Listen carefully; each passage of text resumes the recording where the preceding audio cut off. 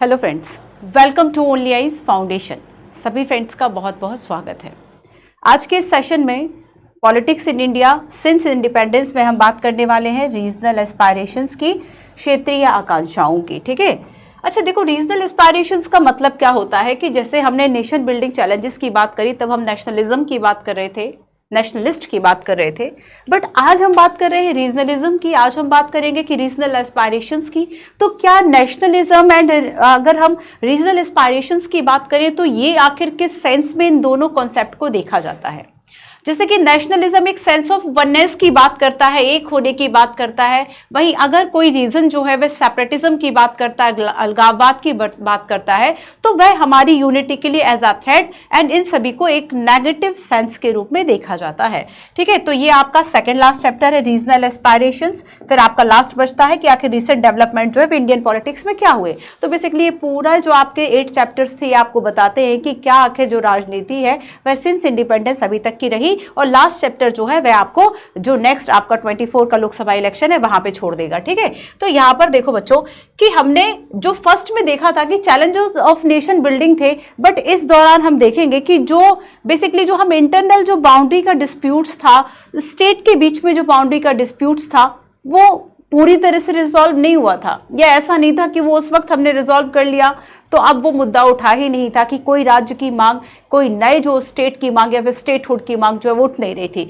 तो इन सभी की हम यहाँ पर बात करेंगे। सो ये टेलीग्राम चैनल है मंजू PW UPSC वाला, for PDF, for class notes, for आपके information.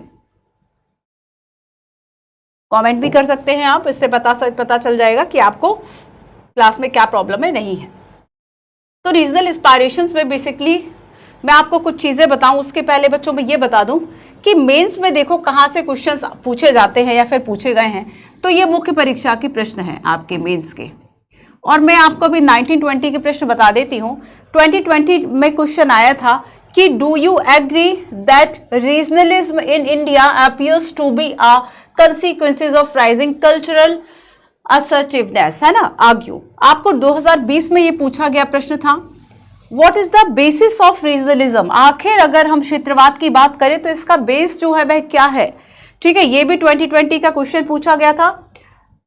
Is it that unequal distribution of benefit of development on regional basis eventually promotes regionalism. So यहाँ पर आपको यही जो है वह बताना था कि आखिर बेस जो है वह रीजनलिज्म का क्या है, कि क्यों आखिर कोई सेपरेटिज्म की बात कर रहा है, कोई अलगाववाद की बात कर रहा है, उसके बहुत से रीजंस हो सकते हैं। तो मेंस में यहाँ पर आप ये जो चैप्टर है इसका यूज कर सकते हैं, क्षेत्रवाद। और बेसिकली ये जो आपका चैप्टर है ये आपको बताएगा कि सिंस इंडिपेंडेंस किन किन राज्यों में या फिर किन भारत के ऐसे कौन से, इंडिया के ऐसे कौन से पार्ट थे, जैसे कि हम नॉर्थ ईस्ट की बात करेंगे, जम्मू कश्मीर की बात करेंगे, पंजाब हरियाणा की बात करेंगे। ठीक है, थोड़ा सा हम द्रविड़ मूवमेंट की बात कर लेंगे कि आखिर सिंस इंडिपेंडेंस हम देखेंगे कि, तो और स्पेशली 1980 के डिकेड्स की हम बात करेंगे कि 1980 का जो दशक था वो बेसिकली एक ऐसा दशक था जब ऑटोनॉमी की मांग ज्यादा हो रही थी और उसके बहुत से रीजंस थे। तो इसमें रीजनलिज्म जो है वह क्या है, मैंने आपको क्वेश्चंस बता दिए, इस तरह के जो प्रश्न है वह आते थे।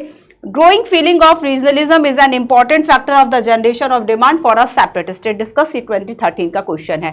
तो देखो इस तरीके से जो क्वेश्चन है वह आता है कि क्या अगर हम विकास करना चाहें, जैसे कि MP से अगर छत्तीसगढ़ अलग हुआ, ठीक है, अगर हम झारखंड की बात करें, बिहार की बात करें, तेलंगाना की बात करें, तो ये जो स्टेट अलग हो रहे हैं या इनके पीछे रीजन क्या था, कुछ तो ऐसा कारण होगा कि बस ऐसे ही अलग होगा कि नहीं हमें राजा बनना था किसी एक व्यक्ति को इसलिए वह अलग हो गया। इसके पीछे रीजन क्या थे उसको हमें फाइंड करना है। तो ये एक जो भाव होता है ना कि हम देश से या फिर हम किसी एक पॉलिटिकल आइडेंटिटी में है, हम वहां से क्या कर रहे हैं, हम सेपरेट करा रहे इतना इलाका ताकि हम इसका डेवलपमेंट कर पाए, और या कहीं ना कहीं ये एक अनइवन या अनइक्वल डिस्ट्रीब्यूशन का परिणाम था। उन लोगों को ये लग रहा था कि शायद उनके साथ जो है वह जस्ट डिस्ट्रीब्यूशन नहीं हो रहा है, उनके साथ न्याय नहीं हो रहा है, और इस वजह से उन्होंने सेपरेटिज्म की मांग करी थी। तो यहाँ पर रीजनलिज्म जो क्षेत्रवाद है, ठीक है, आप इंटरनल सिक्योरिटी पढ़ते हैं, इंटरनल सिक्योरिटी के लिए एक थ्रेट है क्षेत्रवाद, आंतरिक सुरक्षा के लिए, है ना, आंतरिक सुरक्षा के लिए क्या है, एक थ्रेट की तरह देखा जाता है क्षेत्रवाद को। सो बेसिकली ये चैप्टर आपको इन्हीं चीजों से परिचित कराएगा, रीजन एंड द नेशन। ठीक है, क्षेत्र और राष्ट्र क्या है, भारत सरकार का, गवर्नमेंट का अप्रोच क्या रहा और टेंशन के पॉइंट्स क्या रहे तनाव के दायरे में, वही हम देखेंगे कि जम्मू कश्मीर है, पंजाब है और नॉर्थ ईस्ट है। ठीक है, इनकी कुछ पर्सनल वहां की जो कहानियां है वह उस समय के दौरान दी हुई है कि यहाँ पे किस किस तरीके के समझौते हुए, क्या क्या रीजंस थे। तो कुछ यहाँ पर बहुत ही ऐसी फैक्चुअल चीजें हैं जो आप खुद से रीडिंग करेंगे। यहाँ पर मैं ओवरऑल सेंस में एक बात करूंगी कि आपके लिए अगर क्वेश्चन आएगा तो वो कारण नहीं पूछेगा, वो इसकी जो स्टेट को लेकर जो पर्टिकुलर जो पॉलिटिकल यहाँ पे घटनाएं हुई उनके बारे में नहीं पूछेगा, अब आगे की तरफ गो हेड करेगा या फिर करंट सिनारियो को लेकर जो क्वेश्चन है वे आ सकते हैं। जैसे कि खालिस्तान मुद्दे से प्रश्न आ सकता है, और खालिस्तान मुद्दे से अगर प्रश्न आएगा तो थोड़ी सी आपको जो बैकग्राउंड है वह पंजाब में यहां से लेनी होगी, है ना। अगर खालिस्तान से प्रश्न आता है कि क्यों आखिर ये डिमांड क्या है ऑटोनॉमी की एंड बाकी सारी चीजें, तब आप इसका जो बैकग्राउंड है वह ले सकते हैं। जम्मू कश्मीर रीऑर्गेनाइजेशन, अगर हम एक्ट की बात करें 2019, जम्मू कश्मीर में 370 जो स्टेटस था उसको हटा दिया गया, तो वो इशू जो है वह आखिर क्या, उसकी पृष्ठभूमि, यहां से आपको बैकग्राउंड समझ में आ जाएगा। नॉर्थ ईस्ट की हम बात करेंगे कि जो 7 सिस्टर्स है, ठीक है, उसमें हम सिक्किम की भी बात कर लेंगे कि अलग से पहले जो है वह सिक्किम किस तरीके से एक संप्रभु था, सोवरन था, फिर बाद में वह धीरे धीरे कैसे इंडिया के साथ शामिल हो गया, कब उसे स्टेटहुड का जो है वह स्टेटस मिला, इन सभी की हम बात करेंगे, है ना। क्या ऐसे रीजंस थे कि टेंशंस जो है वह क्रिएट हो गई थी विद जम्मू कश्मीर, और 1947 से ही जम्मू कश्मीर, पाकिस्तान, कश्मीर के लोग, पाकिस्तान और इंडिया, किस तरीके से ये जो ट्राइंगल है वह बनता रहा और जो प्रॉब्लम्स है वह क्रिएट होती रही, है ना। पंजाब और नॉर्थ ईस्ट की बात करेंगे और लास्ट हम देखेंगे अकोमोडेशन एंड नेशनल इंटीग्रेशन, समाहार और राष्ट्रीय अखंडता। तो ये 2-3 चीजें जो है वह रहेगी। So basically in this chapter, in the first chapter of this book, we study the process of the nation building in first decade after independence. तो जो पहला आपका डिकेड था, जो पहला आपका दशक था, है ना, अगर हम अपने पहले दशक की बात करें कि 1947 में स्वतंत्र हुए और 57 तक आते आते इन 10 वर्षों में जो है वह किस तरीके से नेशन बिल्डिंग के कई जो चैलेंजेस थे हम उसके लिए वर्क कर रहे थे। But nation building is not something that can be accomplished once for all time to come, है ना। And in the course of time new challenges came up। ऐसा कभी नहीं होता कि किसी एक जो प्रॉब्लम थी हमने उसको ऐसा सुलझा लिया कि अब वो प्रॉब्लम दोबारा उठी ही नहीं। वो समस्याएं जो हैं भी समय के साथ साथ कुछ पुरानी समस्याओं के साथ आगे नए रूप में हमारे सामने आ गई। Some of the old problem had never been fully resolved and democratic experiment unfolded. People from different regions begin to express their aspirations for autonomy. तो यहां पर हम देखेंगे बच्चों कि क्या हुआ कि अगर जो प्रॉब्लम्स थी, चाहे जम्मू कश्मीर की बात करें, पंजाब की बात करें, नॉर्थ ईस्ट की बात करें, जब यहाँ की प्रॉब्लम्स को पूरी तरीके से रिजॉल्व नहीं किया गया था, नहीं कर पाए थे, और उसके बाद समय के साथ साथ जब लोगों के अंदर ये आकांक्षाएं जागी, ये एस्पायरेशंस जागा कि हमें और ऑटोनॉमी और स्वायत्तता चाहिए, फिर ये जो डिमांड है फिर उठने लगी। Sometimes these aspirations were express outside the framework of Indian union, है ना। हम यहाँ पर देखेंगे कि किस तरीके से कभी कभी ये जो स्वायत्तता वाली बात थी ना, ये कैसे हमारे जो संघीय ढांचे है उसको एक चैलेंज जो है वह करती थी, उसकी हदों को पार करती थी। And the framework of Indian nation union, these involve long struggle and often aggressive and arm association by the people. केवल ऐसा नहीं था कि बस शांतिपूर्ण था, समय समय पर क्या हुआ, ये बहुत ही एग्रेशन भी था, ये इसमें हिंसा भी थी, ये संघर्ष भी था। स्पेशली हम पंजाब की बात करें, ब्लू स्टार ऑपरेशन की बात करें, ठीक है। This new challenge came to fore in 1980s and as the Janta experiment came to an end and there was some political stability at a center, and this decade will be remembered for the major conflict with an accord in the various region of the country, especially in Assam, Punjab, Mizoram, है ना, development in Jammu Kashmir. So basically हम in this chapter हम पढ़ने वाले हैं कि which factor contribute to the tension arising out of regional aspirations, है ना, कि आखिर जब हम इनके तनाव की बात करेंगे, टेंशंस की बात करेंगे, तो क्या क्या ऐसे रीजंस थे जिससे और ज्यादा बल मिल गया और ज्यादा कंट्रीब्यूशन हो गया। How has the Indian state responded to these tensions and challenges. भारतीय राज्य के द्वारा क्या क्या रिस्पॉन्ड किया गया, मतलब किस तरीके से इसको टैकल किया गया, वो रिस्पॉन्ड कहलाएगा गवर्नमेंट का, कि गवर्नमेंट ने क्या उनके साथ अकॉर्डेंस किया, समझौता कर रहे थे या फिर उसको सप्रेस कर रहे थे, क्या आखिर गवर्नमेंट की अप्रोच थी, है ना। What kind of difficulty are face in balancing democratic right and national unity. तो किस तरीके से एक बैलेंस, देखो वही नेशनलिज्म और रीजनलिज्म की बात हो गई कि अगर आप नेशनलिज्म को बात करेंगे तो आप रीजनलिज्म जो उसको नेग्लेक्ट करेंगे, तो क्या नेग्लेक्ट उसकी अच्छी है? क्या नेग्लेक्ट करना रीजनलिज्म को या फिर इस तरह की ऑटोनॉमी को क्या एक लॉन्ग टर्म के लिए अच्छा है? क्या नेशनलिज्म जो है या फिर एक नेशन है उसकी यूनिटी कितनी सरवाइव कर पाएगी इस चीज के साथ? तो किस तरीके का डेवलपमेंट हो, किस तरह की हम नीतियां बनाए कि जो रीजनलिज्म है उसको हम खत्म कर सके, ठीक है, या फिर हम लोगों के साथ मतलब वहां की जनता के साथ एक नेगोशिएशन कर सके। What are the lesson here for achieving unity with diversity in India? तो यहाँ पर लास्ट क्या है कि हमें आखिर किस तरीके से हमें एक जो लेसन है वह मिलता है कि हम विविधता के बीच में एकता जो है वह स्थापित कर पाए। तो शुरुआत में तो हमने देख लिया था चैप्टर नंबर 1 में कि चैलेंजेस ऑफ नेशन बिल्डिंग में सबसे ज्यादा हमारे पास जो इंपॉर्टेंट काम था वह क्या था? यूनिटी को स्टैब्लिश करना, इंटीग्रिटी को स्टैब्लिश करना, कैसे हम एक बने रहे उसके लिए काम करना, है ना। तो ये सारी चीजें जो है वह बड़ी इंपॉर्टेंट थी। चलो आओ तो क्लास को शुरू करने के पहले मैं आपको थोड़ा सा जो है वह यहाँ से रीजनलिज्म को समझा देती हूँ, ठीक है, क्योंकि ये जो चैप्टर है क्या अगर क्वेश्चन आएगा बेसिकली नेक्स्ट अगर आएगा मेंस में तो आपको यहाँ से बच जाएगा। सो फॉर मेंस मैंने आपको बता दिया क्वेश्चंस जो है वह कैसे कैसे पूछे गए 13 में 20 में, ठीक है। रीजनलिज्म, क्षेत्रवाद। क्षेत्रवाद का मतलब क्या है कि किसी भी एक पर्टिकुलर जो स्टेट है, कोई भी एक पर्टिकुलर जो एरिया है ना, उसको लेकर ऑटोनॉमी और ज्यादा डिमांड की मांग करना। अब इस डिमांड या ऑटोनॉमी को मांगने के कई जो रीजन है वह हो सकते थे। इस ऑटोनॉमी या डिमांड को मांगने के कई जो रीजंस है वह हो सकते थे। सबसे पहले एक छोटी सी डेफिनेशन लिख लो, expression of a common sense of identity, expression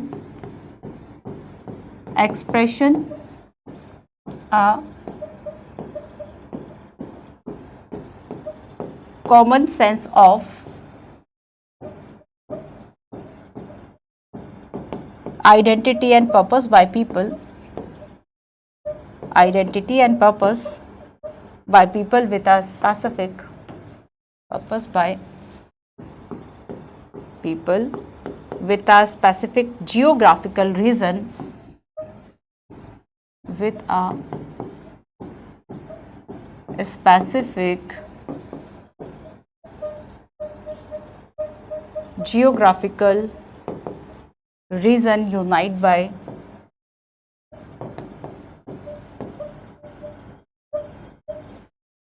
its unique language,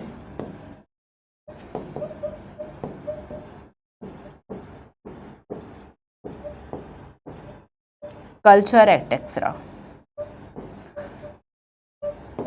देखो समटाइम्स होता क्या है बच्चों कि आप किसी प्रदेश विशेष के लिए, है ना, आप किसी जगह के लिए जो एक डिमांड कर रहे हैं ऑटोनॉमी की, उसका कारण ये हो सकता है कि उस पर्टिकुलर क्षेत्र, उस स्पेसिफिक जियोग्राफिकल जो यूनाइट है उसकी कोई यूनिक लैंग्वेज है। आप लैंग्वेज के आधार पर, जैसे कि हम तेलुगु लैंग्वेज के आधार पर हम तमिलनाडु की बात करें, ठीक है, सॉरी हम अगर आंध्रा की बात करें, है ना, आंध्रा की बात करें तो यहाँ पर ये आंध्र प्रदेश का गठन अगर हुआ कि अलग से एक स्टेट की मांग की गई अलग से, तो ये जो मांग थी उसके पीछे रीजन क्या था? लैंग्वेज एक उसके पीछे रीजन था। तो चाहे लैंग्वेज हो चाहे कल्चर हो, जैसे कि अगर हम नॉर्थ ईस्ट की बात करेंगे तो नॉर्थ ईस्ट में जानते हो प्रॉब्लम क्या है?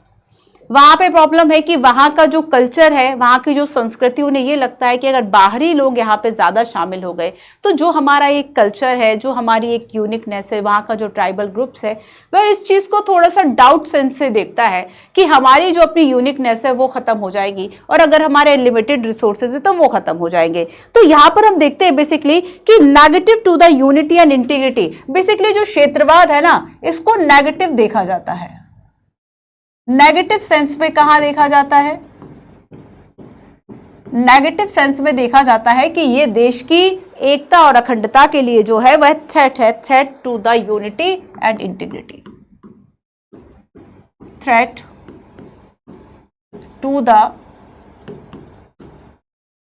Unity and integrity.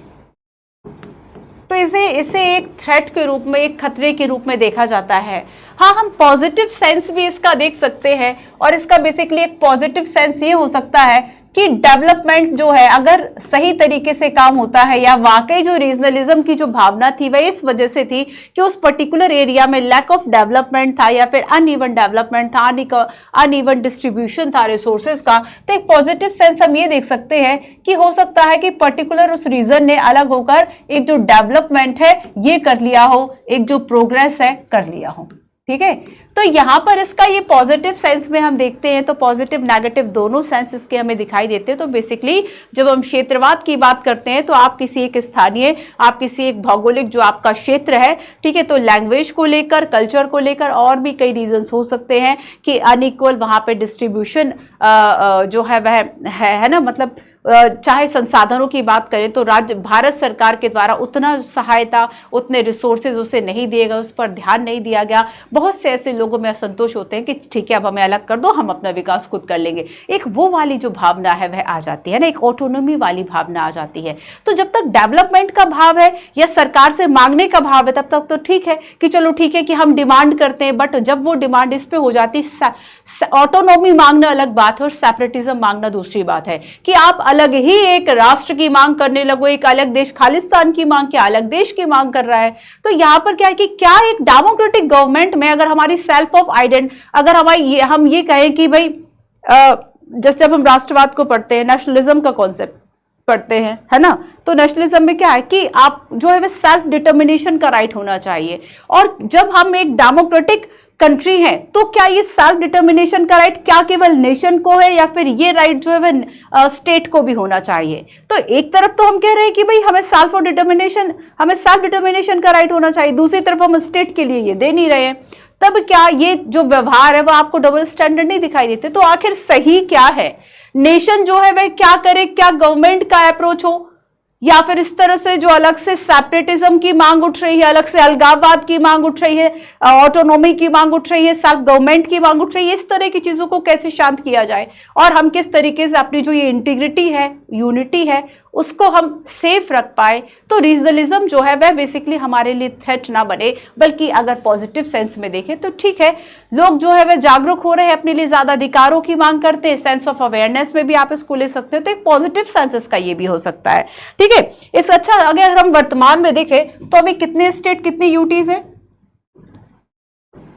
28 state and 8 UTs.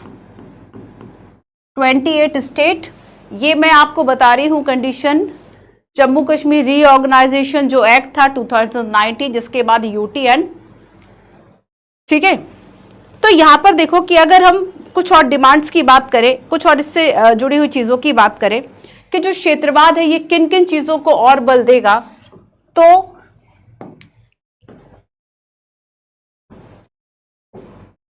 अलगाववाद इससे जुड़ा हुआ एक मुद्दा है, separatism, demand for full state, demand for full statehood, demand for autonomy, demand for autonomy. इसके अलावा कुछ जो है वह हिस्टोरिकल, ठीक है, 3 हो गए, ठीक है। इसके अलावा हम ये देख सकते हैं कि कुछ हिस्टोरिकल भी ऐसे रीजन रहे, विवाद रहे,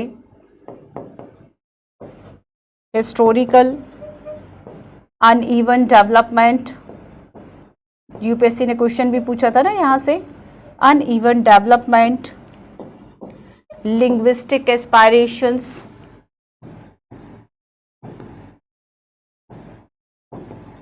लिंग्विस्टिक एस्पायरेशंस। तो यहां पर क्या है कि ये कुछ ऐसी डिमांड होती है जो कोई भी पर्टिकुलर जो रीजन है, ठीक है, वह कर रहा है। तो बेसिकली ये हम देख सकते हैं कि इसके क्या रीजंस हो सकते हैं कि अलग से एक स्टेट की मांग करना, ठीक है, ऑटोनॉमी की मांग करना, स्वायत्तता की मांग करना। तो यहाँ पर क्या है कि देश क्षेत्रवाद का मतलब क्या है, किसी एक क्षेत्र के द्वारा कुछ आधारों पर बेसिकली ज्यादा डिमांड या अलग होने की मांग की जा रही है। यहाँ पर डिमांड कई तरीके से हो सकती है, काफी सारे इसके रीजंस है जो इसको ज्यादा इन्फ्लुएंस कर सकते हैं, ठीक है। जैसे कि हमने देखा कि हो सकता है कि कुछ हिस्टोरिकल या बैकग्राउंड ऐसा रहा हो, बैकग्राउंड की वजह से भी, जैसे कि हम देखें कि ब्रिटिश कॉलोनियल पीरियड के दौरान कुछ मामले जो है वे सुलझाए नहीं गए थे, वे अनरिजॉल्व थे, वो मुद्दे फिर से जब उठ गए तब ये जो डिमांड है वह फिर से उठ गई है ना। तो यहाँ पर ये क्षेत्रवाद को लेकर कुछ इंपॉर्टेंट चीजें हैं, आप ये तैयार कर सकते हैं बच्चों, बहुत इंपॉर्टेंट है, ठीक है। जैसे कि यहाँ पर देखो क्वेश्चन नंबर 3 क्या कह रहा है, 2030 में पूछा कि growing feeling of regionalism is an important feeling, कि हमें क्या है कि हमें ग्रोइंग करना है, हमें जो है विकास करना है, और जो गवर्नमेंट है वह इस क्षेत्र पर ध्यान नहीं दे रही, हम अलग हो जाते हैं, तब सारे संसाधन सारी चीजें अलग से होंगी, अलग से हमारा एक पॉलिटिकल सिस्टम होगा जिसके डेवलपमेंट की डिमांड करेगा। तो अगर ग्रोइंग फीलिंग्स है रीजनलिज्म के लिए, तब इसको हम एज अ पॉजिटिव सेंस देख सकते हैं कि डेमोक्रेसी में ये पॉसिबल है कि इसकी जो डिमांड है वो उठ जाए, ज्यादा ऑटोनॉमी की डिमांड उठ जाए किसी एक क्षेत्र के द्वारा। तो growing feeling of the regionalism एक इंपॉर्टेंट फैक्टर है and generation of demand for a separate state. हाँ डेफिनेटली आप इसको लिख सकते हैं, ठीक है, आप इसको लिखिए कि जैसे कि अब इसके बाद चाहे हम छत्तीसगढ़ की बात करें, ठीक है, या फिर हम और स्टेट्स की बात करें, तेलंगाना की बात करें, तो आखिर ये जो डिमांड है उसके पीछे क्या रीजंस रहे। तो थोड़ी सी आपको वो जो बातें हैं वह बतानी है। रीजनलिज्म चूंकि इन तीनों में पूछा गया है, तो जब आप अपने आंसर को स्टार्ट करेंगे तो आंसर को लिखने के, देखो सबसे अच्छा आंसर वही होता है जो आपको सीधा सीधा आंसर दे दे कि ये क्वेश्चन है, सीधा आपने स्ट्रेट फॉरवर्ड आंसर दे दिया। तो यहां पर हम देखेंगे कि जब आप आंसर फॉर्मेटिंग करेंगे तो आंसर के बेसिकली 3 स्टेप्स होंगे, है ना। सबसे फर्स्ट में आपने क्या किया कि जो रीजनलिज्म है इसको डिफाइन कर दिया, मतलब कोई भी कीवर्ड, जो भी कीवर्ड पूछा गया है आपने उस कीवर्ड को बच्चों डिफाइन कर दिया, कीवर्ड को आपने क्या किया, डिफाइन कर दिया। एंड इसके अलावा हम देखेंगे सेकंड में जो आगे का पूछा गया वो आपका बॉडी या स्ट्रक्चर वाला पार्ट होगा, ठीक है, कि जैसे अगर थर्ड वाले में पूछा है कि ग्रोइंग फीलिंग्स, तो आप बताइए कि भाई डेवलपमेंट जो है वह किस तरीके से जुड़ा हुआ है क्षेत्रवाद से, कि अगर कोई स्टेट जो है वह अलग हो जाता है तो उसके लिए सारी चीजें और रिसोर्सेज जो है वह अलग से दिखाई देते हैं, उस क्षेत्र पर अगर ध्यान नहीं दिया जा रहा था तो अब दिया जाएगा, ठीक है। और लास्ट में आप एक गो हेड लिख सकते हैं या फिर वे फॉरवर्ड हम कह सकते हैं, और इस वे फॉरवर्ड में या फिर कंक्लूड में आप क्या एक पॉजिटिव सेंस के साथ खत्म कर देना है, कंक्लूड कर देना है चीजों को, है ना। तो यहां पर देखो कोशिश हमें ये करनी होती है कि जब आप बॉडी या स्ट्रक्चर वाला पार्ट लिखो तो अच्छा शुरुआत आपको समझ में आ गई कि कैसे करना है, कि इन तीनों में रीजनलिज्म से क्वेश्चन पूछा गया था।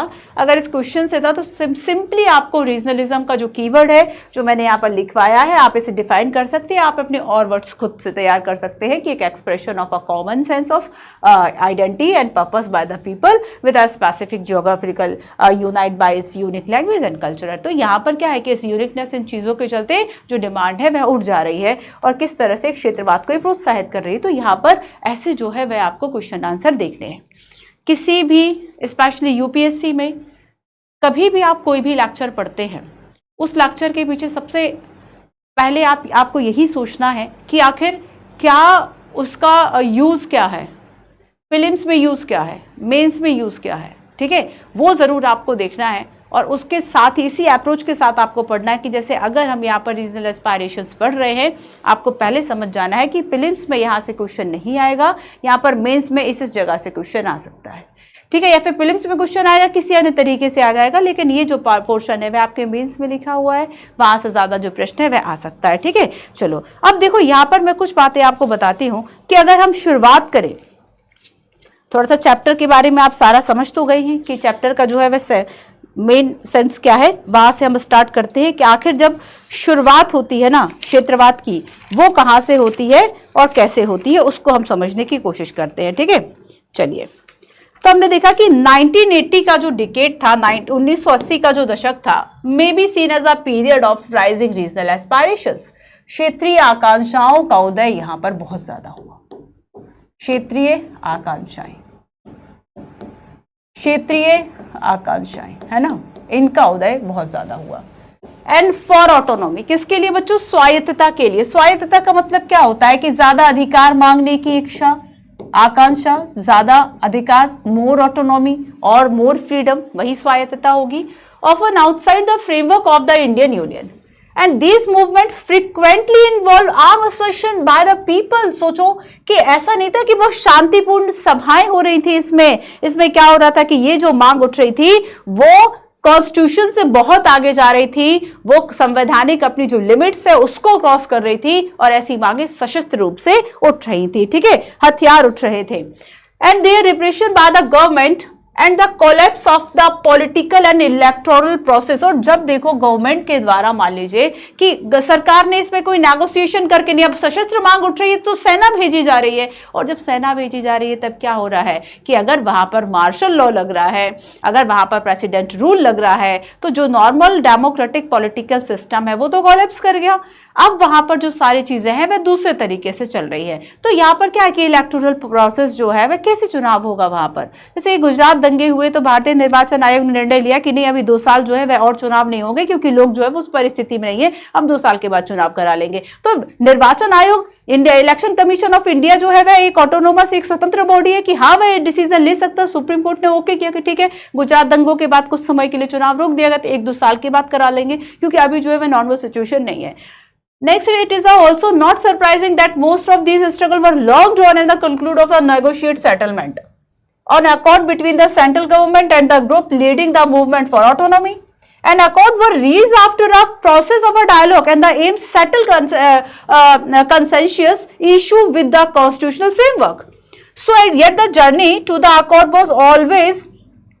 अच्छा बच्चों, एक बात और सुनो कि समटाइम्स क्या होता है कि मान लीजिए सरकार ने इसे प्यार से थोड़ा सा सॉल्व कर लिया, थोड़ा नेगोशिएट करके सॉल्व कर लिया, कुछ समझौते कर लिए कि हमने असम के साथ एक अकॉर्ड कर लिया, असम समझौता आपने सुना होगा, ठीक है, हमने आनंदपुर आपने समझौता सुना होगा। तो हमने इस तरीके से, जैसे पंजाब में, तो यहाँ पर जो दल वहां पर उस चीज को, उस मूवमेंट को लीड कर रहे थे, हमने उन ग्रुप्स के साथ, उस समुदाय के साथ, जो सेंट्रल गवर्नमेंट, जैसे कि राजीव गांधी ने समझौते किए, चाहे असम की बात हो फिर पंजाब की बात हो, है ना। तो यहाँ पर कई तरह के जो अकॉर्ड्स हैं वह सरकार कर लेती है ताकि एक जो शांति है उसको स्टैब्लिश की जा सके। तो यहाँ पर एक कभी कभी लंबी प्रक्रिया जो है वह हो जाती है, कोशिश की जाती है कि बातचीत के द्वारा जो है वह निपटाया जा सके, और लेकिन ये आसान नहीं रहा। जब भी ऐसे मामले उठे ये आसान नहीं रहा। हम देखते हैं कि आखिर भारत सरकार का जो नजरिया है वह क्या है इस रीजनलिज्म को लेकर, है ना। तो गवर्नमेंट की अप्रोच क्या है, हम उसको समझने की कोशिश करते हैं। भारत सरकार का नजरिया जो है आखिर वह क्या है। भारत सरकार का नजरिए को अगर हम शुरू करें, गवर्नमेंट अप्रोच, कॉन्स्टिट्यूशन से बात अपनी स्टार्ट कर सकते हैं क्या हम।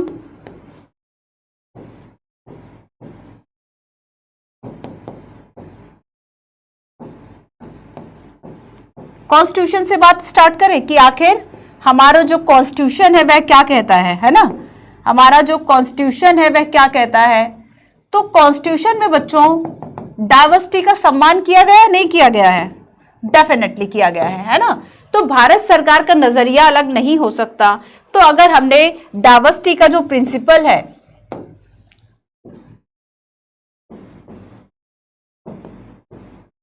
ठीक है, डाइवर्सिटी विविधता जो है, ठीक है, डाइवर्सिटी हमने क्या किया कि बेसिकली हमने कहा कि भाई विविधता जो है वह एक बुनियादी सिद्धांत है, वह रहेगा। हम कभी भी ये कोशिश नहीं करेंगे कि डाइवर्सिटी जो है वह खत्म हो जाए, है ना।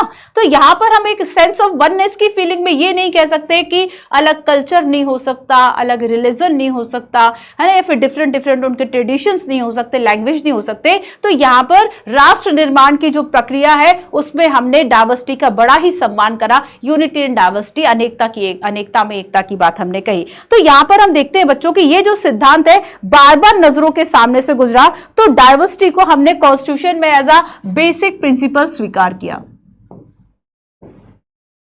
बेसिक प्रिंसिपल्स हम इसको चेंज नहीं कर सकते ना। कॉन्स्टिट्यूशन में एज अ हमने एक बुनियादी मूल्य के रूप में रखा, एक बेसिक प्रिंसिपल के रूप में हमने इसको शामिल करा है, ठीक है। आगे हम देखेंगे कि बेसिकली डाइवर्सिटी के साथ साथ हमने एक और रूल को अपनाया, और ये भी हमारा बेसिक प्रिंसिपल था कि जो भी माइनॉरिटीज है, ठीक है, जो भी माइनॉरिटीज है, चाहे वह लिंग्विस्टिक बेस पर हो, चाहे वह काउंट के बेस पर हो, चाहे वह किसी भी बेस पर हो, ठीक है। तो चाहे रीजन हो, चाहे कोई भी कम्युनिटी ऐसी है जो कि कम है, संख्या में कम है, नंबर में कम है, या फिर किसी पर्टिकुलर जगह पर उसका जो नंबर है वह कम है, तो यहां पर राइट ऑफ डिफरेंट ग्रुप्स की हमने बात की region and linguistic and culture base पर। राइट्स ऑफ, सभी को जो राइट्स की बात है वह दिए गए डिफरेंट ग्रुप, ये हमारे कॉन्स्टिट्यूशन में भी हमने स्वीकार किया।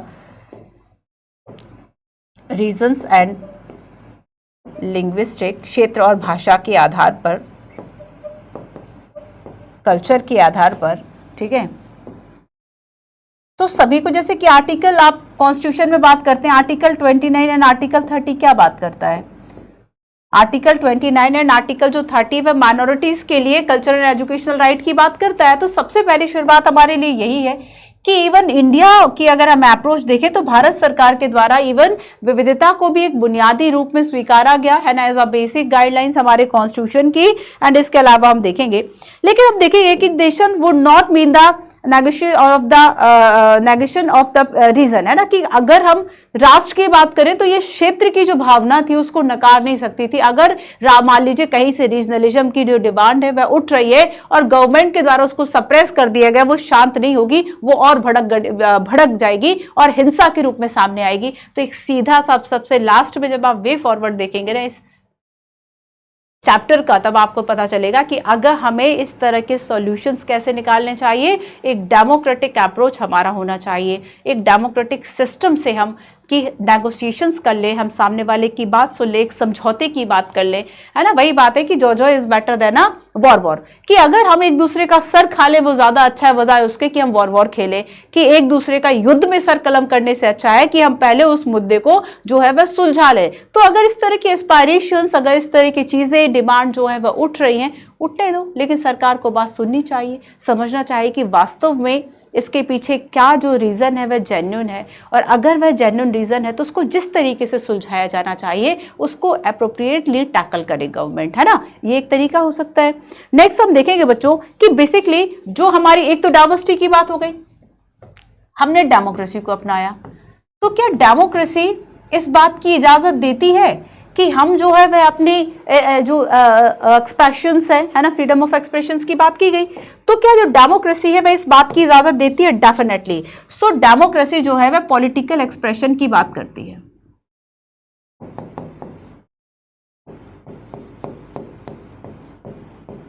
इजाजत देती है एक राजनीतिक अभिव्यक्ति की जो डिमांड है अगर वह हो रही है, ठीक है, एंड इसे does not look upon them anti national, इसे किसी भी तरीके से एंटी नेशनल नहीं देखा जा सकता। So does not look upon them as अ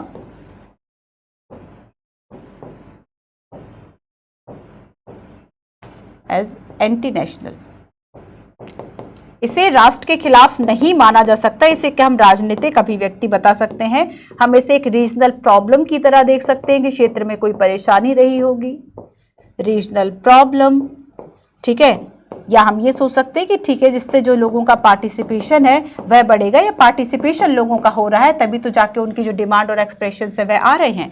तो बेसिकली क्षेत्रीयता को राष्ट्र विरोधी डेमोक्रेसी नहीं मानता, इस बात को मैं हिंदी में भी लिख देती हूँ, ठीक है।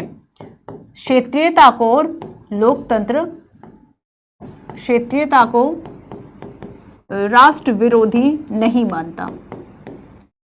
तो हमारे मूल में ही बच्चों हमने जिस चीज को एज अ बेसिक प्रिंसिपल, क्षेत्रीयता को राष्ट्र विरोधी नहीं मानता लोकतंत्र। हम एक डेमोक्रेटिक कंट्री हैं और ऐसे में हम ये नहीं कह सकते कि किसी क्षेत्र ने अगर ऑटोनॉमी की डिमांड की है। और पहली बात क्या थी कि विविधता जो है वह हमारा बुनियादी मूल्य है। दो बातें हो गई, सरकार का ये नजरिया है, विविधता जो है वह क्या है, हमारा बुनियादी मूल्य है, विविधता बुनियादी मूल्य, दो बातें हो गई, है ना। अब तीसरा हम इसमें देखेंगे कि डेमोक्रेसी जो है, अच्छा ये तो हमने देख लिया कि डेमोक्रेसी जो है वह इसको अलाउ करेगा कि राजनीतिक अभिव्यक्ति हो सकती है और इसे राष्ट्र विरोधी नहीं माना जाएगा, ठीक है। अब देखो हम कुछ एरिया ऑफ टेंशंस की बात करें, है ना, हम कुछ एरिया ऑफ टेंशंस की बात करें जिसमें कि हम देखते हैं कि चलो नेक्स्ट देखते हैं।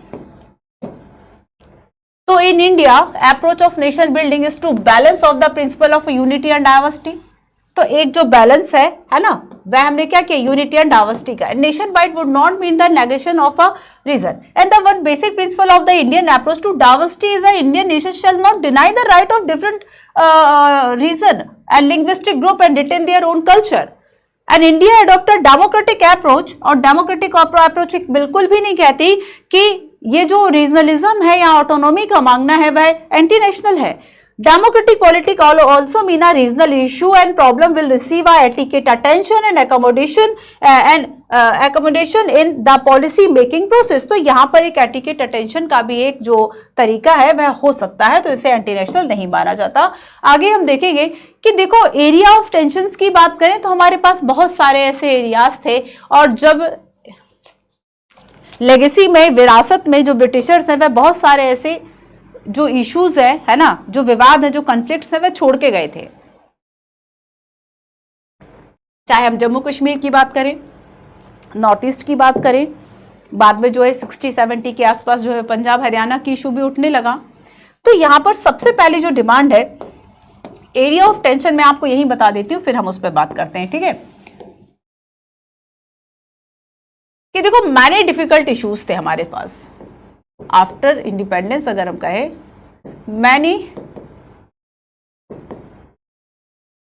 डिफिकल्ट इशू, और इन इशू में क्या था, क्या था, पार्टीशन था सबसे पहले, तो पार्टीशन एंड डिस्प्लेसमेंट, चैप्टर 1 याद करो, यहां तक आते आते बच्चों चैप्टर 1 तो नहीं भूल गए। सेकेंड है integration of princely state, integration of princely state,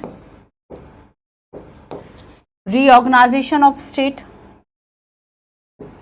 reorganisation of state, ठीक है। ये सारी प्रॉब्लम्स ऑलरेडी जो हैं वह चल रही थी, और इसमें भी हमारे सामने जो प्रॉब्लम्स आ गई वह आ गई जम्मू कश्मीर की, ठीक है। किसकी प्रॉब्लम आ गई, ये आ गई प्रॉब्लम जम्मू कश्मीर की प्रॉब्लम, जम्मू कश्मीर की प्रॉब्लम। और इसमें भी हम देखेंगे कि ये इंडिया एंड पाकिस्तान के बीच में 1947 से ही एक कॉन्फ्लिक्ट जो है वह बना हुआ है। इसमें भी हम देखेंगे कि political aspirations of the people of Kashmir valley, तो यहाँ पर जो पीपल ऑफ कश्मीर वैली थे ना, उनकी भी एस्पायरेशंस कुछ थे। इंडिया पाकिस्तान तो था ही, और पीपल ऑफ कश्मीर वैली जो खुद को कश्मीरी मानते थे पहले, ठीक है, कि वह कश्मीरियत जो है वह उसे फॉलो करेंगे। Some part of north east, tension का और एरिया क्या था, some part of north east. पूर्वोत्तर का अगर हम कुछ भाग देखें, पूर्वोत्तर, तो ये भी एक टेंशन का बड़ा एरिया था। इसमें भी स्पेशली अगर हम नागालैंड की बात करें, ठीक है, इसमें भी स्पेशली अगर हम नागालैंड की बात करें, मिजोरम की बात करें, नागालैंड एंड मिजोरम, तो इनके द्वारा बेसिकली सेपरेशन फ्रॉम इंडिया की जो डिमांड है वह की जा रही थी। Separation from India, separation from India की जो डिमांड है बच्चों ये की जा रही थी। इसके अलावा idea of separate country, Dravid movement की हम बात करेंगे, ये भी एक था, है ना। दक्षिण भारत में ये कहा जा रहा था कि जो नॉर्थ है, नॉर्थ में तो डेवलपमेंट हो रहा है, बट जो साउथ है उसमें डेवलपमेंट नहीं हो रहा है, तो उसके लिए हम देखेंगे कि ड्राविड मूवमेंट भी हो रहा था। द्रविड़ आंदोलन, द्रविड़ मूवमेंट, द्रविड़ मूवमेंट, द्रविड़ आंदोलन, ठीक है। और ये idea of a separate country ये भी हो रहा था, idea of a separate country.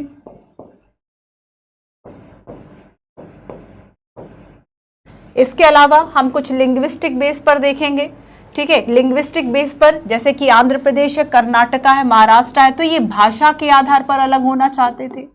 ये जो है वह क्या थे, ये बेसिकली भाषाई राज्यों की मांग कर रहे थे, भाषा के आधार पर राज्यों की मांग। कांग्रेस से एक गलती हो गई थी कि एक अधिवेशन में कांग्रेस के द्वारा ये कह दिया था कि हम 1 लैंग्वेज 1 स्टेट की बात करेंगे, बट जब पार्टीशन हो गया तब इतना जो हम कहते कि भारत में इतनी क्षमता नहीं रही कि अब वह इसको और झेल सकता कि एक देश मतलब एक जो स्टेट है वह एक भाषा के आधार पर दे सकता, ऐसा पॉसिबल नहीं था। तो चाहे धर आयोग बना हो, चाहे फजल अली कमीशन, जो भी ये भाषा को इन्होंने कहा कि एक ये बेस होगा, बट भाषा के आधार पर एक राज्य नहीं दिया जाएगा। हाँ, एक हम ये कह सकते हैं कि भाषा भी एक आधार होगा, लैंग्वेज भी जो है वह क्या होगा, एक आधार होगा, एक बेस होगा कि एक सेपरेट जो स्टेट है वह बनाया जा सकता है, लेकिन केवल और केवल भाषा के आधार पर दिया जाए ऐसा पॉसिबल नहीं। तो फजल अली कमीशन के द्वारा भी उसको मना कर दिया गया था, है ना। सो जम्मू कश्मीर की बात हो गई, है ना, नॉर्थ ईस्ट की बात हो गई, सम पार्ट ऑफ साउथ। अगर हम साउथ की बात करें तो साउथ में भी प्रोटेस्ट हो रहे थे अगेंस्ट में कि Hindi as a official language, Hindi को प्रमोट करने के लिए बैंगलोर चेन्नई के आसपास जो उनके वहाँ पे मेट्रो की हम बात करेंगे, वहाँ पे सरकार के द्वारा हिंदी में पोस्टर छपवा दिए गए, वहाँ के लोगों ने फाड़ दी, आग लगा दी। 2-3 साल की बात है, अभी 2-3 साल पुरानी। तो यहाँ पर क्या है कि अगर हिंदी को प्रमोट कर रहे हैं वहाँ के लोग, या तो इंग्लिश जान रहे हैं या अपनी रीजनल जो उनकी लैंग्वेज है, आप देखेंगे कि हमारे यहाँ के जो मतलब नेता एंड बाकी सब है वो कोशिश करेंगे या तो इंग्लिश में बोले, अगर वह पढ़े लिखे हैं, है ना, क्या, या बॉलीवुड एक्टर्स की देख लो, वह या तो इंग्लिश में बात कर रहे हैं, ज़्यादातर मोस्टली बॉलीवुड में स्पेशली इंग्लिश में बात कर रहे हैं, और वहीं आप साउथ के देख लीजिए तो वहाँ पर वो अपनी भाषा में बात कर रहे हैं, है ना, चाहे उनके इवेंट हो या सारी चीज़ें हो, तो वहाँ पर क्या कि अपनी भाषा को लेकर है काफ़ी चीज़ें, ठीक है, भाषा को लेकर एक सम्मान है, ऐसा नहीं कि नहीं हमने हिंदी बोल दिया तो हम इसका मतलब है कि हमें। तो यहाँ पर क्या कि भाषा जो है वह एक माध्यम के रूप में देखा जाए, एक अभिव्यक्ति के माध्यम के रूप में देखा जाए, एक मीडियम ऑफ एक्सप्रेशन है, मीडियम ऑफ कन्वे है, ना कि ये किसी इंटेलेक्चुअलिटी को बताता है। With the passage of the time of the challenge and diversity was met the redrawing the internal boundary of the country. हमारे सामने बच्चों जो ये चैलेंज था ना, विविधता की चुनौती से निपटने के लिए देश की अंदरूनी सीमा का जो पुनर्निर्धारण है वह किया गया। सो यहाँ पर क्या कि देश की जो अंदरूनी सीमाएं थी उनका पुनर्निर्धारण करना, उन बाउंड्रीज को रीड्रॉइंग करना बहुत ज्यादा जरूरी हो गया था। अब इस केस में हम देखेंगे आगे कि आखिर जम्मू कश्मीर में किस तरह की टेंशन्स जो है वह थी, है ना, जम्मू कश्मीर में किस तरह की टेंशन्स थी कि हमने इसके पहले देखा कि भाई आर्टिकल 370 जो है वह दिया गया था, इसके अंदर it give a special status Jammu Kashmir, जिसके अंदर इसका कॉन्स्टिट्यूशन भी अलग था, काफ़ी सारी ऑटोनॉमी मिली हुई थी, लेकिन जब पाकिस्तान के इंक्रोचर्स और सबने इस पर कब्जा करने की कोशिश की, ये भारत में आके शामिल हो गया। हमने चैप्टर 1 में इतनी बात की। तो यहाँ पर बेसिकली हम देखेंगे कि कई तरीके से यहाँ पे ये प्रभावित था, चाहे वायलेंस हो, क्रॉस बॉर्डर टेररिज्म हो, पॉलिटिकल इंस्टेबिलिटी हो, इंटरनल एक्सटर्नल जो प्रॉब्लम्स हैं, तो कई तरह की जो प्रॉब्लम्स है वह जम्मू कश्मीर में चल रही थी। तो इन सबको जो है वह कश्मीरी पंडित का, है ना, तो 370 क्या करता है, 370 to give a greater autonomy to Jammu Kashmir, to specify that state has its own constitution and all provision of constitution are not applicable to state. तो यहाँ पर कुछ ऐसे स्पेशल जो प्रोविजन थे वह जम्मू कश्मीर के लिए किए गए थे। लेकिन जब जम्मू कश्मीर रीऑर्गेनाइजेशन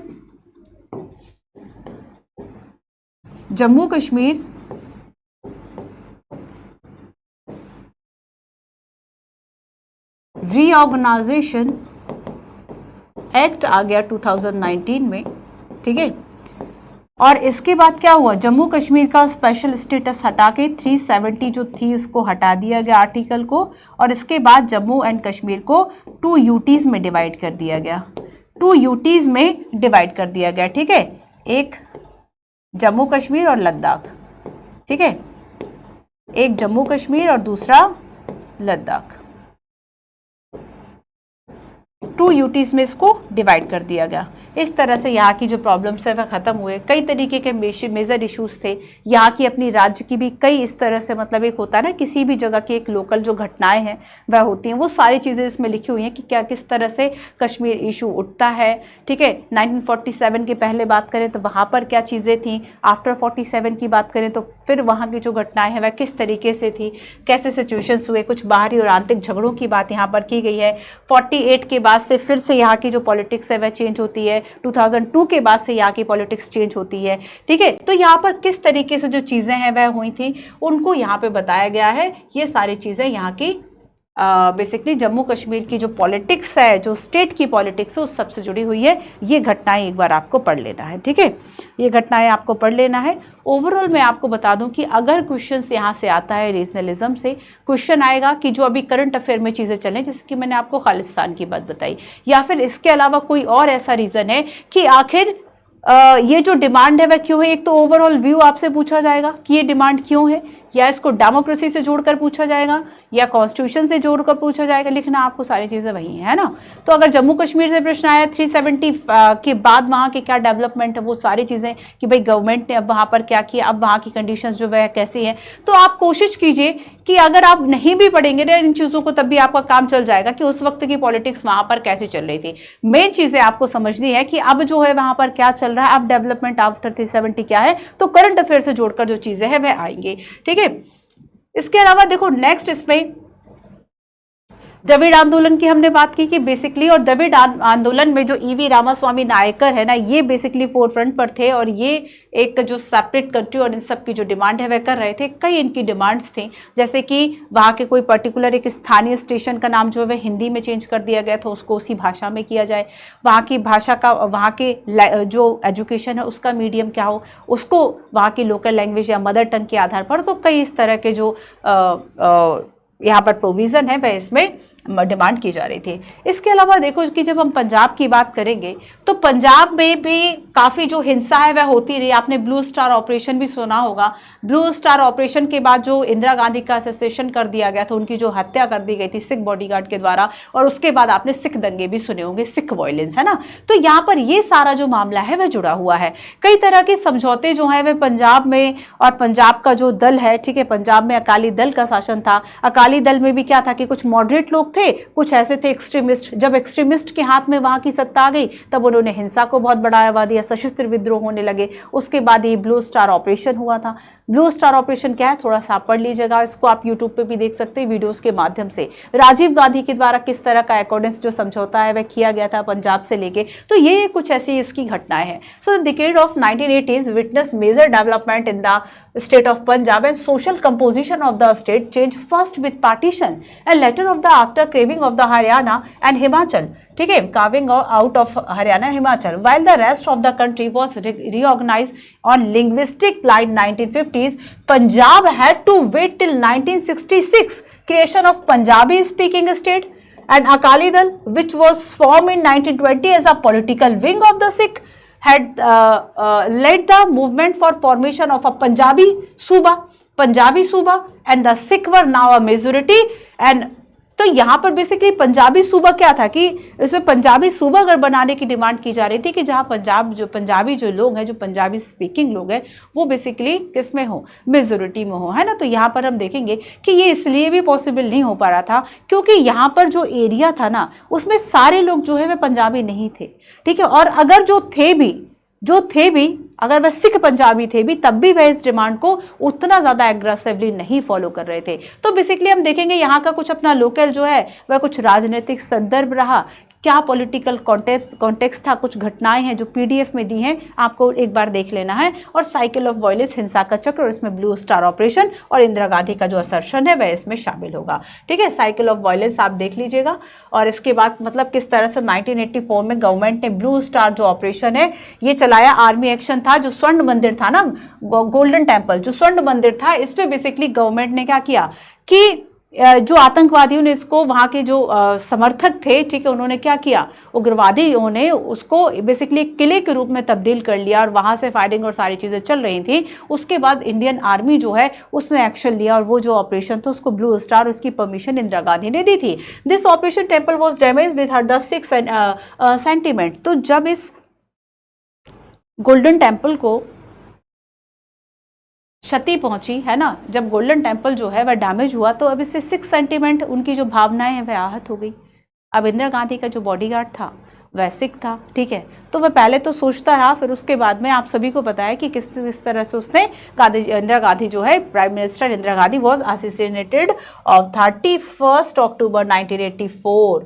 और ये बेसिकली सिख बॉडीगार्ड का रिवेंज था ऑपरेशन ब्लू स्टार को लेकर। Many part of northern India violence break give space out of the Sikh community and continue after almost a week which result of the killing of more than 2000 Sikh दंगे जो हुए। कहते हैं officially data है कि लगभग 2000 से ज़्यादा सिख जो है इसमें मारे गए थे। हम देखेंगे कि मनमोहन सिंह ने शायद 2005 के आसपास में एक जो माफ़ीनामा है वह दिया था, जिसमें उन्होंने माफ़ी मांगी थी कि सिख दंगों के लिए, है ना, कि जो ये वायलेंस हुआ था किसी एक पर्टिकुलर कम्युनिटी के लिए वह सही नहीं था। तो यहाँ पर उसके बाद जो सिख दंगे हुई, तो ये साइकिल ऑफ वायलेंस जो है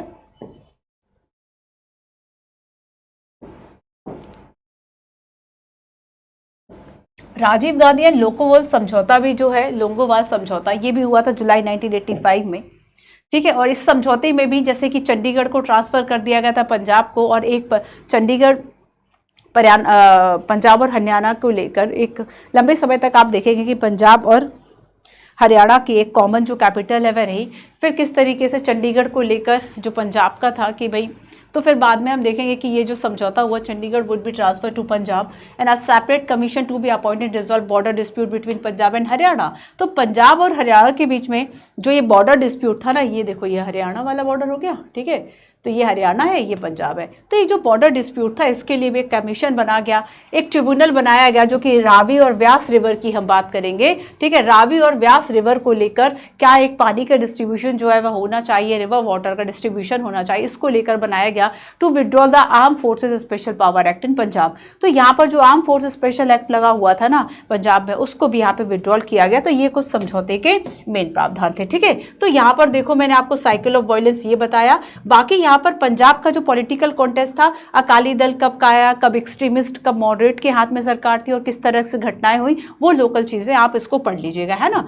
चलिए आगे देखो, कुछ बात जो है हम नॉर्थ ईस्ट की करते हैं कि अगर हम नॉर्थ ईस्ट के रीजनल एस्पायरेशंस की बात करें तो 1980s के आसपास जो इनकी एस्पायरेशंस थी वह चरम पे पहुंची, और इसे 7 सिस्टर्स जो है वह कहा जाता है, ठीक है। 7 states also refer to a 7 sisters. The region have only 4% of the country's population but about twice as much share of its area. A small corridor about 22 kilometers connect the region of the rest of the country. And otherwise the region share boundary with China, Myanmar, Bangladesh and South India, gateway of South East Asia। अब देखो, India का एक gateway कहा जाता है south east Asia में प्रवेश करने के लिए। तो यहाँ पर देखो कि हम म्यांमार की बात करें, बांग्लादेश की बात करें, चाइना की बात करें, ठीक है। तो इससे जो ये बॉर्डर है वह अपनी शेयर कर रहा है। तो जैसे कि अरुणाचल है, नागालैंड है, मणिपुर है, ठीक है, आसाम है, तो त्रिपुरा है, मिजोरम है। तो यहाँ पर बेसिकली ये जो स्टेट्स हैं, सिक्किम है, ये सब अपने लिए जो ऑटोनॉमी की डिमांड है वह कर रहे थे, ठीक है। इनके अलग अलग एस्पायरेशन से बेसिकली ये सेपरेशन की बात कर रहे थे, इंडिया से सेपरेट होना मतलब एकदम अलग हो जाना, ठीक है। सो बेसिकली यहाँ पर बहुत सारे जो चेंजेस है वह होते रहे। किस तरीके से, जैसे कि हम बात करेंगे अगर मणिपुर की, ठीक है, मणिपुर की बात करें या फिर मेघालय की बात करें, तो मेघालय बेसिकली एक प्रिंसली स्टेट की तरह था। तो शुरुआत में प्रिंसली स्टेट था, फिर कब कब इसका स्टेटस चेंज हुआ, कब इसकी जो बाकी लोकल जो पॉलिटिक्स थी यहाँ की वह चेंज होती रही, ये सारी चीज़ें। और बेसिकली इनका ये मानना था कि जो एक डेवलपमेंट है वह नहीं हो रहा था, और इसी वजह से हमें जो इश्यूज है वह उठ रहे थे। So basically the 3 issue dominate the politics of Northeast: demand for autonomy, movement for succession and opposition to outsider। कि जो बाहरी लोग थे ना उनका प्रवेश जो है वह रोका जाए, बाहरी लोगों का जो प्रवेश है उसको रोकना इनकी एक प्रमुख डिमांड थी। क्योंकि अगर वो लोग, और आप देखेंगे कि जब जो सिटीजनशिप अमेंडमेंट जो बिल आए, एक्ट आए, ठीक है, उनका सबसे ज़्यादा जो विरोध है वह नॉर्थ ईस्ट में ही हुआ। उसके पीछे रीज़न था कि इनके जो रिसोर्सेज हैं वह बहुत लिमिटेड हैं, और अगर यहाँ पर इनके रिसोर्सेज पर, इनकी अपॉर्चुनिटीज़ पर कोई बाहरी व्यक्ति आके काम कर रहा है तो यहाँ पर एक तो इनको अपने कल्चर को लेकर बड़ा खतरा होता है कि हमारे यहाँ का जो कल्चर है, सारी चीज़ें हैं वो ख़राब हो जाएंगी। एंड इसके अलावा रिसोर्सेज को लेकर रहता है कि अगर लिमिटेड रिसोर्सेज हैं तब हम इनसे शेयर क्यों करें, ये रिसोर्सेज तो केवल हमारे लिए ही है। तो यहाँ पर कुछ ऐसा है कि यहाँ पर ज़्यादा विरोध जो है वह इस चीज़ को लेकर देखा जाता है कि जो आउटसाइडर्स है वह ना आए। और इसलिए हम देखेंगे कि अभी भी ना कई नॉर्थ ईस्ट के, जैसे कि हम देखेंगे कुछ ऐसे ट्राइबल एरिया है जहाँ पर आपको बसने की स्वतंत्रता नहीं है, आपको पूरे देश में आने जाने की स्वतंत्रता है, पर यहाँ अगर आपको जाना है तो कुछ परमिट्स इशू कराने पड़ते हैं कि आप इतने समय के लिए और इंडियन रीजन से जा रहे हैं। और उसमें भी कुछ ऐसे जो ट्राइबल एरिया है, जो कोर ट्राइबल एरिया है, वहाँ जाने की परमिशन नहीं दी जाती है। तो अभी भी कुछ एरियाज हैं यहाँ पर ऐसे नॉर्थ ईस्ट के। तो बेसिकली यहाँ पर डिमांड्स क्यों की जा रही हैं ऑटोनॉमी की, है ना, किस तरीके से यहाँ पे भी कई जो हम देखेंगे कि अकॉर्डेंस जो हैं, जो समझौते हैं वह होते हैं। अलगाववादी जो आंदोलन है यहाँ पर कई तरीके से चले, ठीक है, अलगाववादी आंदोलन कई तरीके से चले। जैसे कि हम देखेंगे कि मिजो नेशनल फ्रंट जो है, MNF, ठीक है, लाल गेंडा के नेतृत्व में कई तरह के आंदोलन चलते हैं। एक मूवी भी अच्छे इस पर बनाई गई है कि किस तरीके से ये जो है वह चीज़ें सारी जो पॉलिटिकल वहाँ की जो चीज़ें हैं, जो घटनाक्रम है वह हो रहे हैं। तो बेसिकली ये यहाँ पर नॉर्थ ईस्ट का एक बड़ा प्रॉब्लम रहा और ज्यादातर प्रॉब्लम जो है वह 2-3 कारणों को लेकर था, जो हमने यहाँ पर रीजन देखे कि ऑटोनॉमी की ज्यादा डिमांड थी, अलगाववाद की डिमांड थी और आउटसाइडर्स जो है उनके लिए प्रॉब्लम थी। ठीक है, so the Assam movement was a combination of cultural pride and economic backwardness. Explain. Assam movement की अगर हम बात करें तो ये संस्कृति को लेकर और आर्थिक पिछड़ापन जो है इसको लेकर था। तो यहाँ पर 3 रीजंस हैं, ये आंसर है, 3 रीजन है। It was against outsider to maintain a cultural integration of Assam. ठीक है, आउटसाइडर का यहाँ पे विरोध क्यों किया जा रहा था? ताकि कल्चरल जो इंटीग्रेशन है वह बना रहे।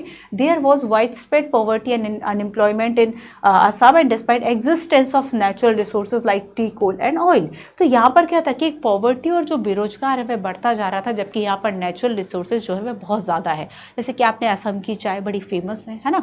It was a fact that these were drained out of the state without any.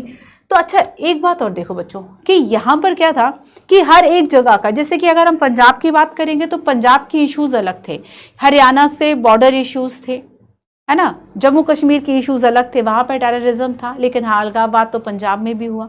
तो यहाँ पर हर एक, जैसे द्रविड़ दक्षिण की बात करेंगे तो वहाँ पर एक सेपरेट कंट्री की मांग शुरू में की गई थी।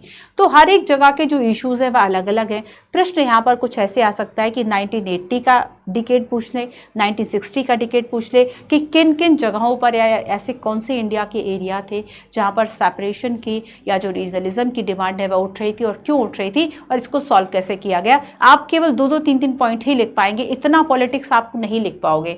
आपको लिखना भी नहीं है कि भाई कब क्या समझौता हो सकता है, कब क्या सारी चीजें हुई। और अब अगर क्वेश्चन आएगा तो अब जो क्वेश्चन है वह करंट रेलेवेंट पूछा जाएगा। जितना भी आप आईआर में देखेंगे या फिर इंडिया के कॉन्टेक्स्ट में इन चीजों को देखते हैं या फिर इंटीग्रेशन से हमेशा क्वेश्चन आता है, तो जम्मू कश्मीर के डेवलपमेंट से क्वेश्चन आएगा। इतना जो पॉलिटिक्स है ना इंटरनल वाला वो सारा नहीं पूछा जाएगा। फिर भी आप एक बार जो है वह रीडिंग जरूर कर लेना, थोड़ा सा आपको समझने में सहायता मिलेगी कहाँ से कौन कौन से रीजन थे।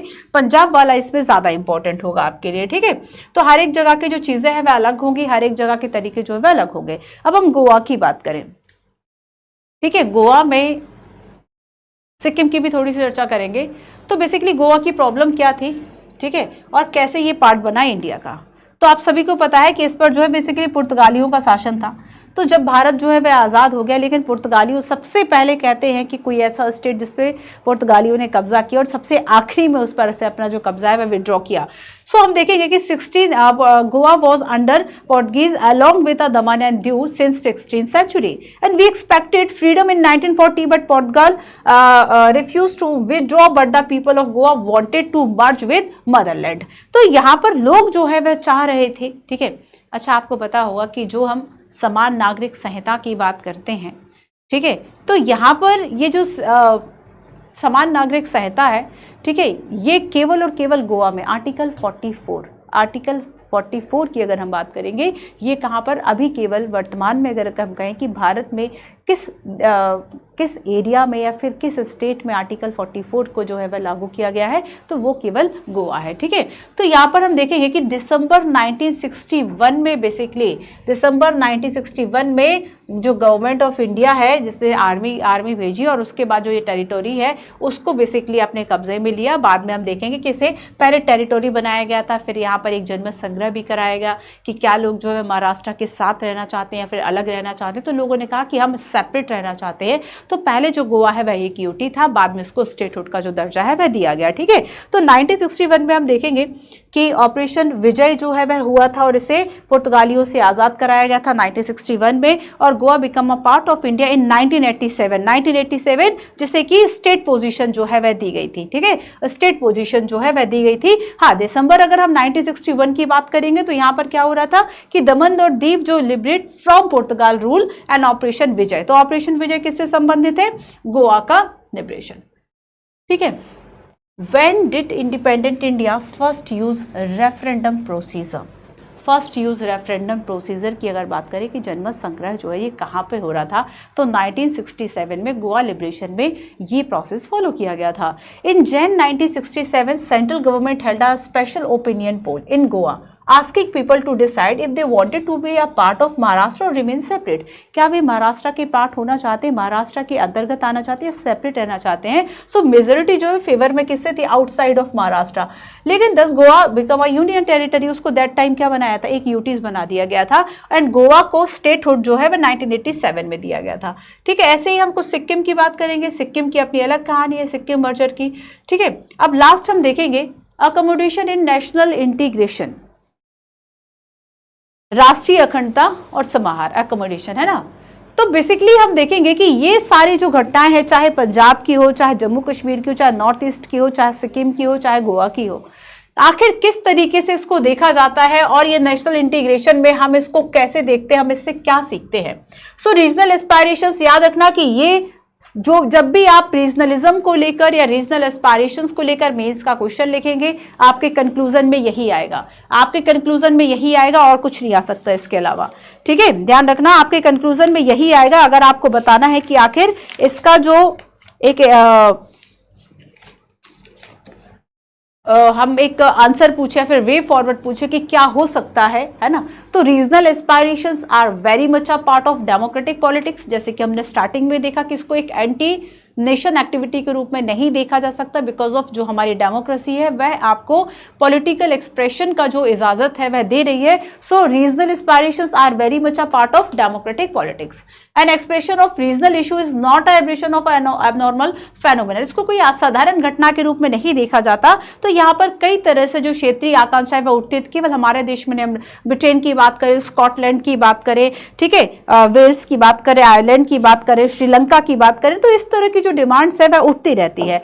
दूसरा हमें सबक इससे ये मिलता है, the best way to respond to regional aspiration is through democratic negotiation rather than through suppression. उनको दबाना नहीं है, अगर दबाएंगे तो उनका विस्फोट होगा, उनमें हिंसक रूप होगा। तो आपको बेसिकली करना क्या है, एक नेगोशिएशन के माध्यम से, एक डेमोक्रेटिक तरीके के माध्यम से, कि जैसे गोवा में हमने क्या किया, आप एग्जांपल लीजिए कि गोवा में क्या वह पहले महाराष्ट्र में मिलना चाहते, सेपरेट रहना चाहते, तो वहां पर आपने क्या करा लिया, एक संघर्ष करा लिया, और उसके बाद रेफरेंडम के बाद जब लोगों ने कहा कि नहीं हमें सेपरेट रहना है, तो कुछ समय तक उसे यूटीज बना दिया गया, बाद में जब लगा तो स्टेटहुड पर 1987 में दर्जा दे दिया गया। तो यहाँ पे क्या है कि हमने बेसिकली एक डेमोक्रेटिक जो नेगोशिएशंस है, या फिर हमने इस तरह के चीजों को अपनाया कि जो लोगों ने आसानी से उसको स्वीकार कर लिया। ठीक है, तो यहाँ पर क्या है कि दबाने से अच्छा है कि एक बातचीत हो सके। और एक और इसमें बात जो नहीं लिखी है कि एक सत्ता की जो साझेदारी है वह होनी चाहिए। ठीक है, क्या करें कि हम बेसिकली फेडरलिज्म क्या है, federalism more than of 2 level of